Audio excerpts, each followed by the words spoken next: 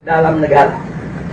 Yang kedua, jangan pernah berikan ruang kepada kelompok fundamentalis di media-media resmi mainstream tingkat nasional. Yang ketiga, yaitu jangan pernah memberitakan segala kebaikan sebesar apapun yang dilakukan oleh kelompok fundamentalis. Yang berikutnya, setiap kesalahan sekecil apapun yang dilakukan oleh kelompok fundamentalis harus diviralkan, harus disebarluaskan, dan harus diulang-ulang. Nah, supaya itu melekat di hati masyarakat bahwa mereka adalah orang-orang yang tidak layak untuk diberikan tempat di kita punya negeri atau di negeri Islam. Nah, kemudian nggak sampai di situ, kelompok fundamentalis yang manapun jangan pernah sebut mereka dengan rentetan gelar-gelar akademik mereka. Nggak boleh. Apakah itu gelar-gelar kehormatan di tengah masyarakat atau gelar akademik, profesor, doktor, dan lain sebagainya. Jangan. Cukup sebut namanya aja untuk mengopinikan di masyarakat bahwa kelompok fundamentalis itu kuper, bodoh, tidak berpendidikan, tidak punya gelar, nggak ngerti dunia akademik, dan seterusnya. Jadi cukup sebut nama mereka, tidak perlu diberikan embel-embel yang lainnya. Nah, kemudian nggak sampai di situ. Jadi masih banyak lagi yang mereka lakukan. Apa yang kita alami saat ini di kita punya negeri. Nah, bagaimana para habaib, para ulama kita, bagaimana tokoh-tokoh kita di Majelis Ulama Indonesia, yaitu mereka kecilkan, mereka recehkan, mereka hina-hina, bahkan mereka mencoba mencari kesalahan-kesalahan, bahkan kalau nggak ada kesalahan, kan buatlah fitnah-fitnah yang bisa diterima oleh masyarakat tentang mereka. Dan ini akan mereka lakukan terus. Jadi artinya bagaimana cara menghabisi kelompok fundamentalis? Satu, kerdilkan mereka. Dua, jauhkan mereka dari masyarakat. Kemudian ketiga, yaitu bidik daripada para tokohnya. Kalau bisa dirangkul, kalau nggak bisa dirangkul, dipukul. Bisa dipeluk, nggak bisa dipeluk, digebuk. Nah, jadi ini yang mereka lakukan. Nah, baik, sekarang yang kedua. Lalu bagaimana dengan kelompok modernis? Kelompok modernis bagi mereka yaitu statusnya aman. Bagi mereka statusnya aman. Nah, aman, statusnya aman, sehingga perlu diberikan ruang. Diberikan ruang publik, diberikan ruang media, diberikan ruang dalam sistem pemerintahan, perlu didengar suaranya. Dan kalau ada dari mereka yaitu punya kesalahan, tutup itu kesalahan, jangan diviralkan.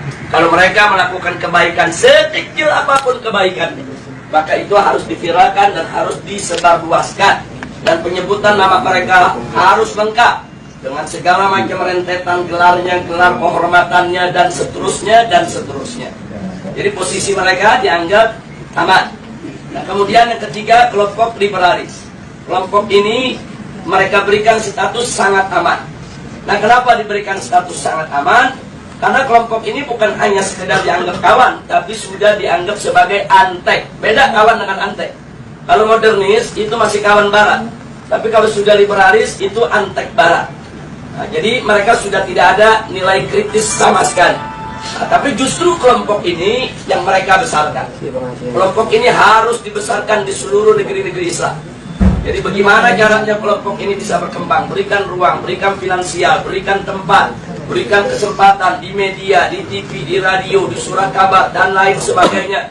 Kemudian pendapat-pendapat mereka viralkan, seolah-olah itu merupakan pendapat daripada masyarakat Islam internasional, dan seterusnya. Dan libatkan mereka, undang mereka kalau ada konferensi-konferensi internasional di mana saja, untuk lebih memantapkan posisi mereka di tengah masyarakat. Dan kalau mereka punya kejelekan, sejelek apapun, sebesar apapun, yaitu supaya disembunyikan. Jadi jangan kaget kalau tokoh-tokoh liberal di Indonesia ada di antara mereka yang menghamili sekretarisnya, yang memperkosa pegawainya, tidak pernah muncul di media. Jadi semua harus ditutup, tidak boleh. Tapi kalau mereka melakukan kebaikan sekecil apapun, maka kebaikan itu harus terus, yaitu dieksplorasi, untuk kemudian diviralkan, disebarluaskan ke mana-mana. Nah, ini maka itu disebut ini kelompok status sangat aman. Yang terakhir, yang tradisionalis, kelompok ini masih diberikan status waspada. Loh, kenapa dikatakan waspada? Sebab kelompok ini walaupun mereka bukan fundamentalis, tapi memiliki 3 ciri yang sama dengan fundamentalis. Sehingga kelompok ini harus diwaspadai. Kalau kelompok ini tidak dijaga, maka nanti kelompok ini setiap saat bisa berubah menjadi fundamentalis. Nah, maka itu usul mereka, kelompok yang keempat ini dijaga. Nah, maksudnya dijaga bagaimana? Satu, jangan kasih mereka berdekatan dengan kelompok fundamentalis. Sebab kalau kelompok tradisionalis dengan kelompok fundamentalis duduk bareng satu meja, satu kursi, mereka diskusi, maka kelompok tradisionalis berpotensi besar untuk berubah menjadi fundamentalis. Karena perbedaan mereka cuma sedikit, perbedaan definisi ta'rif ad-demokratiyah. Itu aja yang mereka berbeda.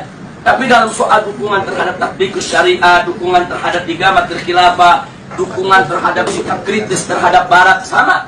Nggak ada beda antara fundamentalis dengan tradisionalis. Mereka hanya berbeda di dalam mendefinisikan demokrasi. Yang satu mendefinisikan ya demokrasi bertentangan dengan hukum Allah sehingga harus ditangkal sama sekali. Yang satu lagi melihat bahwa demokrasi itu hanya satu cara yang kalau dibawa ke dalam ajaran Islam dia bisa islami, kalau tidak, kalau dikeluarkan dari ajaran Islam dia bisa bertentangan dengan ajaran Islam. Hanya ini saja berbeda. Nah, kalau mereka duduk bareng diskusi, maka kelompok tradisionalis berpotensi besar berubah menjadi fundamentalis menurut mereka, menurut Rand Corporation. Maka itu fundamentalis dan tradisionalis tidak boleh bersentuhan, harus dijauhkan, bahkan harus diadu domba. Nah, ini yang terjadi di Indonesia saat ini. Bagaimana supaya dua kelompok ini diadu domba? Nah, kenapa ini yang harus diadu domba? Karena kelompok fundamentalis dan tradisionalis ini yang pengikutnya paling banyak. Kalau yang namanya modernis, kelompoknya tidak seberapa. Modernis dalam pengertian Rand Corporation. Apalagi liberalis. Mereka nggak seberapa. Mereka punya basis massa. Kita bicara basis massa akar rumput. Nah, yang memiliki basis massa akar rumput yang sangat kuat hanya kelompok fundamentalis dan kelompok tradisionalis. Maka itu kalau ini bersatu, ini akan menjadi satu kekuatan umat Islam yang maha dahsyat, yang bisa merontokkan kekuatan mereka, sehingga mereka akan melakukan berbagai macam upaya bagaimana dua kekuatan ini untuk tidak bersatu. Nah, itulah sebabnya aksi 212 di mata mereka ini merupakan persatuan antara fundamentalis dan tradisionalis, dan mereka sangat panik, mereka sangat kalap, karena yang masuk dalam aksi 212 itu dari semua elemen umat Islam. Apapun organisasinya, apapun partai politiknya, apapun mazhab pemikirannya, mereka datang, mereka tidak tanya Anda NU, Anda Muhammadiyah, Anda FPI, enggak. Mereka nggak nanya Anda P3, Anda PKS, Anda PKB, enggak. Mereka nggak nanya. Mereka nggak nanya mazhab, Anda Syafi'i, Anda Hambali, Anda enggak. Mereka nggak nanya Anda ini termasuk yang Aswaja, yang Wahabi, atau yang Salafi dan lain. Enggak ada. Mereka hanya tahu Anda Muslim, saya Muslim, kita datang untuk bela Islam. Justru ini yang menakutkan musuh. Nah, karena ini membuat mereka panik dan mereka kalah. Akhirnya semua tokoh-tokoh yang terlibat dalam aksi 212 mereka kriminalisasi. Sebagian ada yang dimakarisasi, sebagian ada yang diterorisasi, sebagian ada yang dikriminalisasi, yang diterorisasi. Umpamanya Ustadz Bakhtiar Nasir dikait-kaitkan gerakannya dengan ISIS, dengan sumbangan untuk teroris dan lain sebagainya. Ini namanya terorisasi. Nah, sedangkan makarisasi seperti Kiai Khattab, Muhammad Al-Khattab yang saat ini ditahan dan dipenjara.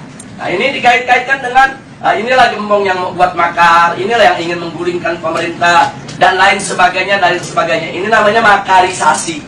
Nah, sedangkan kriminalisasi, aneka ragam tindak yang dianggap pidana itu dinisbahkan kepada para aktivis kita. Nah, jadi sekali lagi bahwa langkah-langkah kriminalisasi, kemudian makarisasi, terorisasi Ini merupakan jalan yang mereka ambil saat ini untuk membuyarkan persatuan daripada umat Islam. Maka itu saya minta kepada segenap umat Islam, khususnya kepada tolabah yang ada di Madinah ini, khususnya secara istimewa adalah antum semua, baik mukimin maupun pekerja dan lain sebagainya. Yuk kita rapatkan barisan, dan yuk mari sama-sama kita aktif di dalam perang politik. Jadi jangan pernah kita lalai. Jadi jangan lupa, ini handphone yang Anda pegang ini di zaman sekarang bisa menjadi senjata yang luar biasa.